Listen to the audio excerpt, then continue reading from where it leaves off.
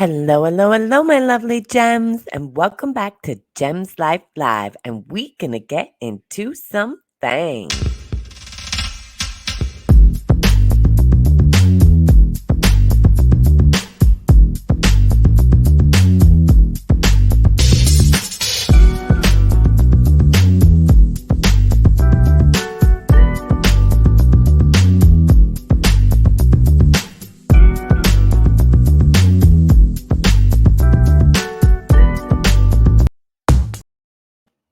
Hello, my lovely gems, and welcome back to the channel. Please hit that subscribe button and that notification bell.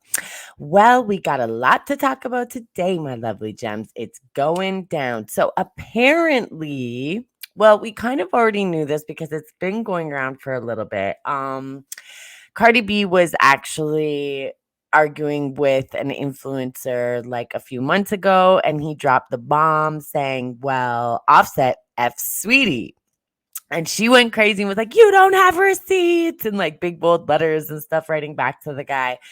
And yeah, so that was just a bomb, but everybody kind of just like let it slip under the radar because we had no receipts, and Cardi B wasn't flying off the handle about it when she normally does. So we just left it alone. Well, Quavo has now came out with his new project, and he's talking about on Messy that Offset or that his B effed his man behind his back.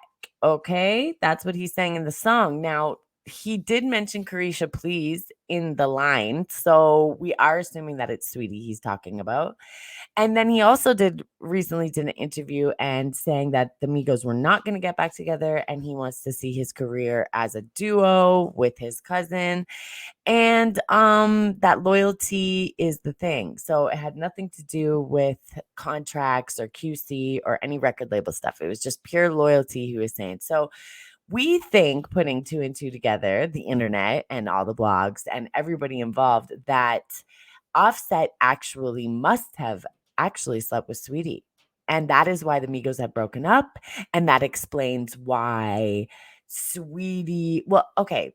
First of all, let's get it straight. Quavo messed around on Sweetie first. So anything that Sweetie did after they broke up is, I thought it was messy and it was kind of petty, but we clearly could see that she was trying to get back at Quavo for something. So I'd like to find out who he cheated on her with first before we get into all what she's doing. But anyway, this is what we're talking about. So this is what we're going to talk about.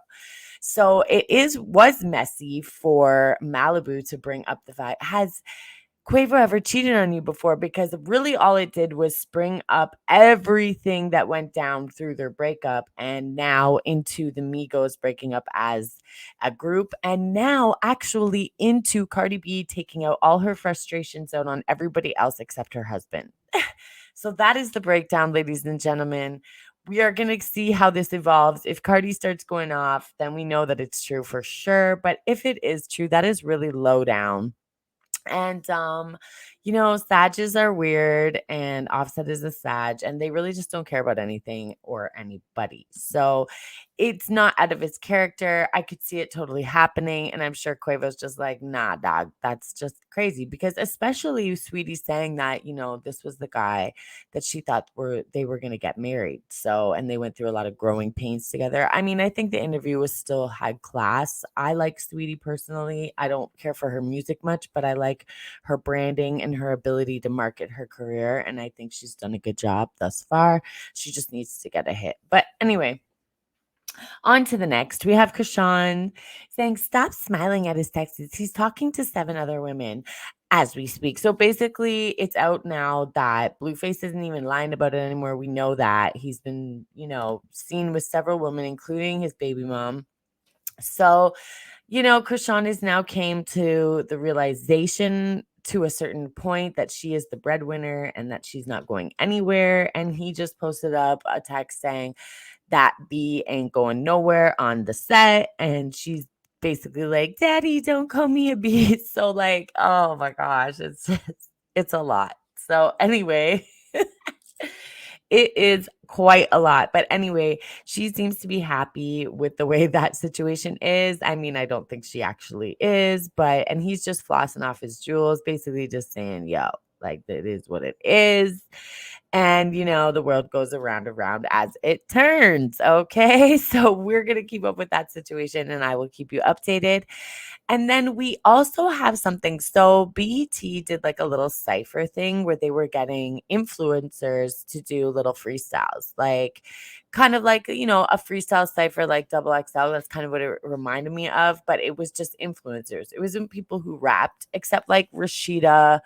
And I think there was somebody else who was a rapper, but most of it was like, Don't Call Me White Girl was one of the rappers. And Meek's baby mom, Milana DeRouge. Okay. She was up there. Okay. And he went off. Like, we all know Meek is a loser. Like, we've been saying this. We are Barbs. So we don't care about Meek over here.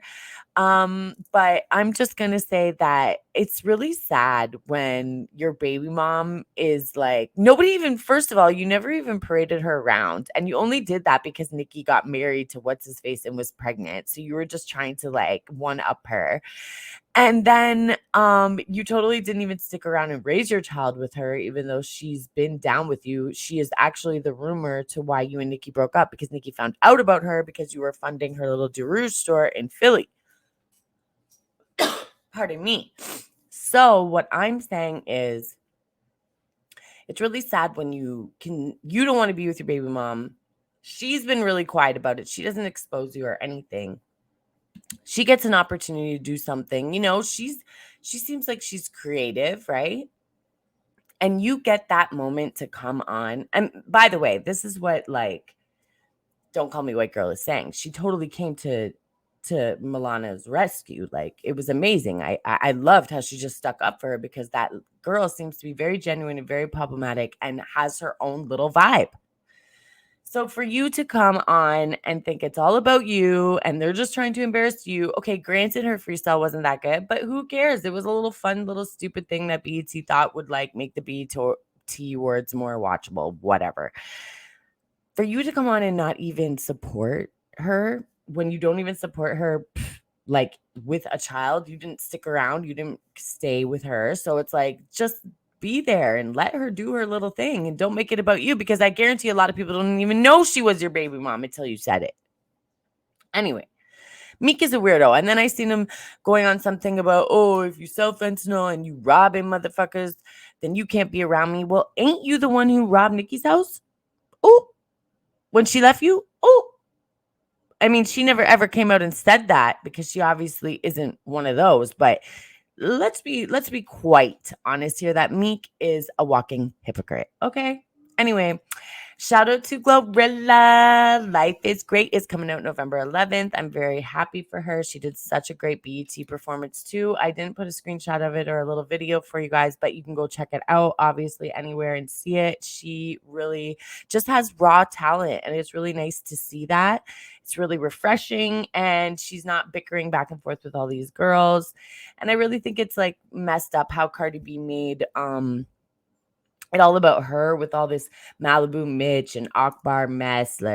Meet up in the Bronx and in Highbridge. They're supposedly there. They missed each other by an hour. Like, this is just retarded. You know what I'm saying? It's retarded. It's retarded. So anyway, get back to the music, ladies. And I really wanted to mention Joey Badass's performance also at the BET Awards. I don't think people have highlighted it enough, but he was basically doing a tribute to all the fallen rappers and basically saying, it doesn't have to go down like that.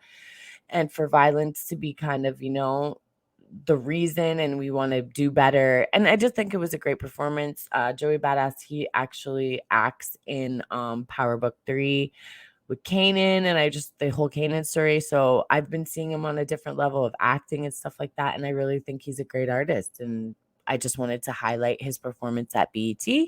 So anyway, that is my video for today. Please like, share, and subscribe. And please comment below on any of the topics that we discussed today. And I will be back, my lovely gems, with another video. Bye for now.